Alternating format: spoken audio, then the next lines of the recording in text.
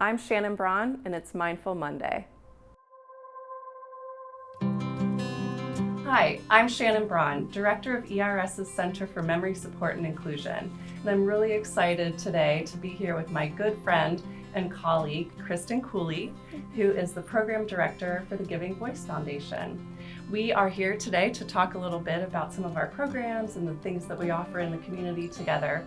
So Kristin, welcome. Hi, thank you so much for having me. So yeah, as you mentioned, I'm currently the Program Director for the Giving Voice Foundation, but my clinical background is social work. So prior to working where I currently am, started my social work career actually in the hospital setting. So from there, shifted over to the Alzheimer's Association, which is where me and you got to really work together and got to know each other. And there's where I really saw and really fell in love with working with older adults and people with dementia, and frankly saw the need. Tell me a little bit more about what the Giving Voice Foundation does for our community. Yeah, so really our mission is boots on the ground, supporting folks here locally with local programming and support for individuals with some type of dementia diagnosis along with their care partners. But ultimately what it bubbles down to is connection. Most of our programming is utilizing some type of music, movement, floral arranging, right? Some activity of sorts as an avenue to foster this connection. I love that concept of connection, and especially creative connections, and how that really builds community with people that have dementia and those that are caring for people that have dementia. Something we've been talking about a lot lately is the impact of social isolation on everybody, and how I think we're all a little bit more aware of that and its impact right now.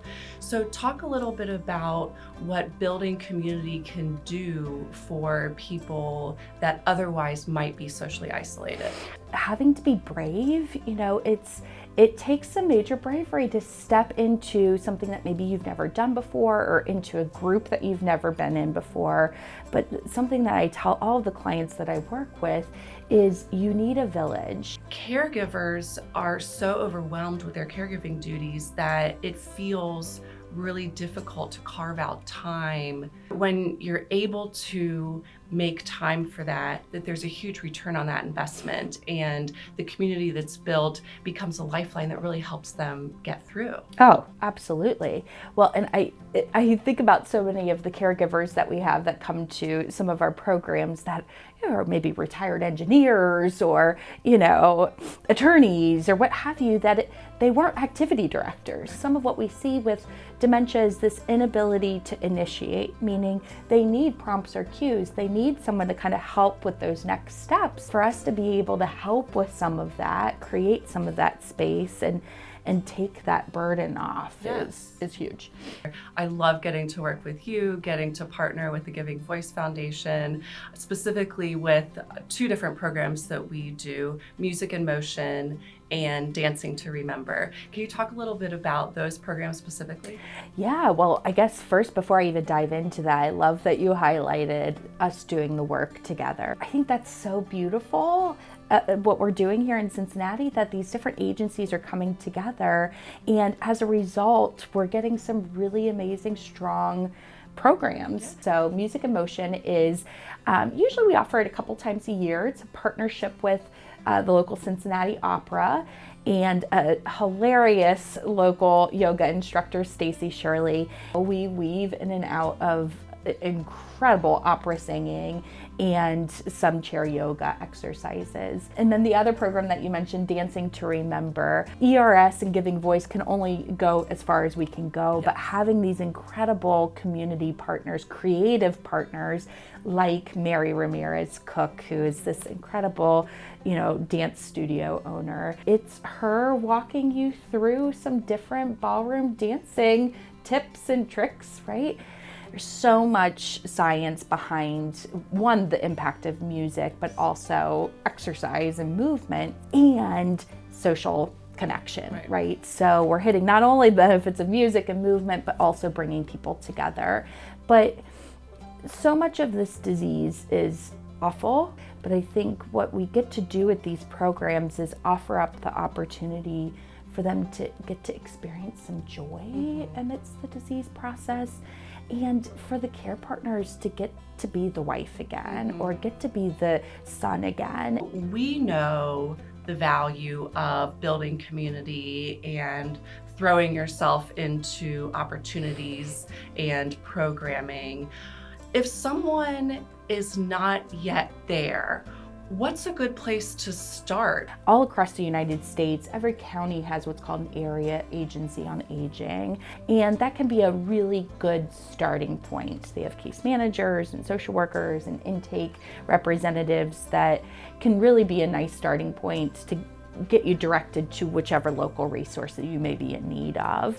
I love talking about all the different programs that are offered throughout the community, but I know the Giving Voice Foundation does a lot more than that too. Tell us a little bit more about what's offered. For a lot of folks, the first step is meeting for what we call purposeful planning consult. It's free thanks to grant funding and the fundraising events that we do. It's a 90-minute consultation with a local clinician, usually a local social worker. We can learn more about your loved one, learn more about your family unit, and find what works for you. It's knowing that they're not alone, that there is someone that they can call if they're in a pinch or, oh no, I don't know what to do next. Right. I, of course, love talking with you and love hearing more about what the Giving Voice Foundation is doing in our awesome community. How else can we support the work you're doing and the Giving Voice Foundation? Yes, I feel like we talked a ton about our programming, but one of the things, how do we fund our programming, right, is we have two big fundraising events, one coming up in April, Mimosas for Memories. So it's on Saturday, April 26th. It's almost kind of like derby style, right? Kind of get in your Sunday best, get dressed up, have some bottomless mimosas, come hear some really powerful stories from people that have been impacted by our programming and by the disease, and know that, okay, you're having a fun Saturday morning, having mimosas and some fun brunchy bites with your friends, but knowing that all of that money that's being raised is going directly back to the Giving Voice Foundation and specifically being held for local programming. People want to know where their money's going, right? And I think especially when, it's potentially supporting your neighbor, it's right. Potentially supporting your friends, right? So yeah, if you want more information or you're interested in coming to Mimosas, you see me and Shannon there, right? But you can visit our website for more information or to get tickets. And our website is givingvoicefdn, short for foundation.org. Well, thanks again for joining, Kristin. Always great to chat with you and connect on all these great programs. So thank you all for watching. It's been incredible to have Kristin with me today. We really hope that you learned a little bit about some of the programs that we're offering. We'd love to see you join some of them, so hope to see you on the dance floor soon. For more information on Care Partner resources, visit the ERScenter.org.